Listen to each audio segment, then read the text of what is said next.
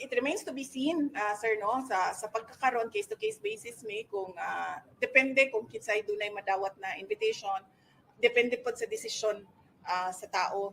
Wala ko nagapugos sa mga OVP personnel nga mo attend, wala po ko nagsulti sa ilaha nga ayaw attend. Ang ako agyong permi ginasulti sa ilaha, kinahanglan magdesisyon mo, kinahanglan pahibalon mi sa inyong desisyon para kibalon mi kung unsa ang amo ang matabang para sa inyong Okay, next question, Sir Alex, PNA.